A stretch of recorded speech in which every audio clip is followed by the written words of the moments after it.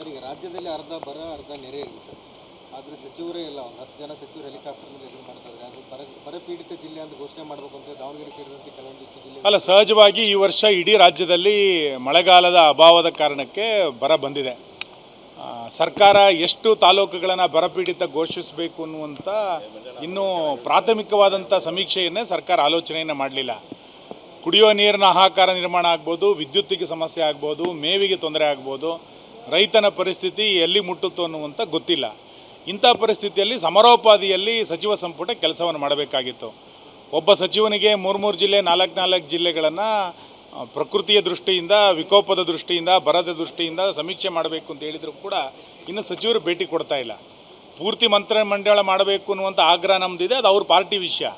ಆದರೆ ಇಂಥ ರಾಜ್ಯದಲ್ಲಿ ಬರ್ತಾ ಇರುವಂಥ ಭೀಕರ ಬರಗಾಲದ ಸಂದರ್ಭದಲ್ಲಿ ಸರ್ಕಾರ ಒಂದು ತುರ್ತು ಕ್ರಮಗಳನ್ನು ಕೈಗೊಳ್ಳಬೇಕಾಗಿತ್ತು, ಕೈಗೊಂಡಿಲ್ಲ. ಇದಕ್ಕೆ ಬೇಕಾದಂಥ ಅನುದಾನಗಳೇನು ಬೇಕೋ, ಯಾವ ತಾಲೂಕುಗಳನ್ನು ಘೋಷಣೆ ಮಾಡಬೇಕು, ಜುಲೈ ಆಗಸ್ಟ್ನಲ್ಲಿ ಯಾವ ತುರ್ತು ಕ್ರಮಗಳನ್ನು ಕೈಗೊಳ್ಳಬೇಕಾಗಿತ್ತು, ಇದ್ರ ಯಾವುದರ ಕುರಿತಂತೆಯೂ ಕೂಡ ಸರ್ಕಾರ ತೆಗೆದುಕೊಳ್ಳಿಲ್ಲ. ನಾನು ಆಗ್ರಹಿಸ್ತೇನೆ, ತಕ್ಷಣ ಅಧಿವೇಶನವನ್ನು ಕರೀರಿ, ಇದು ಎಲ್ಲದರ ಕುರಿತಂತೆ ಚರ್ಚೆಯನ್ನು ಮಾಡೋಣ ಅನ್ನುವಂಥ ಆಗ್ರಹವನ್ನು ನಾನು ಮಾಡ್ತೇನೆ. ಸರ್, ಈಗ ರಾಜ್ಯದಲ್ಲಿ ಅರ್ಧ ಬರ ಅರ್ಧ ನೆರೆ ಇದೆ ಸರ್. ಆದರೆ ಸಚಿವರೇ ಇಲ್ಲ, ಒಂದು 10 ಜನ ಸಚಿವರು ಹೆಲಿಕಾಪ್ಟರ್ನಲ್ಲಿ ಇದು ಮಾಡ್ತಾರೆ.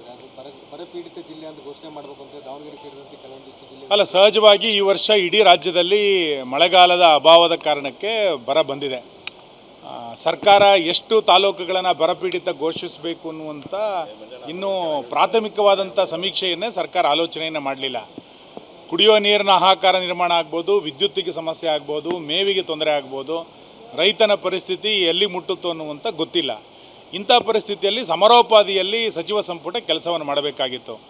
ಒಬ್ಬ ಸಚಿವನಿಗೆ 3 ಜಿಲ್ಲೆ 4 ಜಿಲ್ಲೆಗಳನ್ನು ಪ್ರಕೃತಿಯ ದೃಷ್ಟಿಯಿಂದ, ವಿಕೋಪದ ದೃಷ್ಟಿಯಿಂದ, ಬರದ ದೃಷ್ಟಿಯಿಂದ ಸಮೀಕ್ಷೆ ಮಾಡಬೇಕು ಅಂತ ಹೇಳಿದರೂ ಕೂಡ ಇನ್ನು ಸಚಿವರು ಭೇಟಿ ಕೊಡ್ತಾ ಇಲ್ಲ. ಪೂರ್ತಿ ಮಂತ್ರಿಮಂಡಲ ಮಾಡಬೇಕು ಅನ್ನುವಂಥ ಆಗ್ರಹ ನಮ್ಮದಿದೆ, ಅದು ಅವ್ರ ಪಾರ್ಟಿ ವಿಷಯ. ಆದರೆ ಇಂಥ ರಾಜ್ಯದಲ್ಲಿ ಬರ್ತಾ ಇರುವಂಥ ಭೀಕರ ಬರಗಾಲದ ಸಂದರ್ಭದಲ್ಲಿ ಸರ್ಕಾರ ಒಂದು ತುರ್ತು ಕ್ರಮಗಳನ್ನು ಕೈಗೊಳ್ಳಬೇಕಾಗಿತ್ತು, ಕೈಗೊಂಡಿಲ್ಲ. ಇದಕ್ಕೆ ಬೇಕಾದಂಥ ಅನುದಾನಗಳೇನು ಬೇಕೋ, ಯಾವ ತಾಲೂಕುಗಳನ್ನು ಘೋಷಣೆ ಮಾಡಬೇಕು, ಜುಲೈ ಆಗಸ್ಟ್ನಲ್ಲಿ ಯಾವ ತುರ್ತು ಕ್ರಮಗಳನ್ನು ಕೈಗೊಳ್ಳಬೇಕಾಗಿತ್ತು, ಇದ್ರ ಯಾವುದರ ಕುರಿತಂತೆಯೂ ಕೂಡ ಸರ್ಕಾರ ತೆಗೆದುಕೊಳ್ಳಿಲ್ಲ. ನಾನು ಆಗ್ರಹಿಸ್ತೇನೆ, ತಕ್ಷಣ ಅಧಿವೇಶನವನ್ನು ಕರೀರಿ, ಇದು ಎಲ್ಲದರ ಕುರಿತಂತೆ ಚರ್ಚೆಯನ್ನು ಮಾಡೋಣ ಅನ್ನುವಂಥ ಆಗ್ರಹವನ್ನು ನಾನು ಮಾಡ್ತೇನೆ.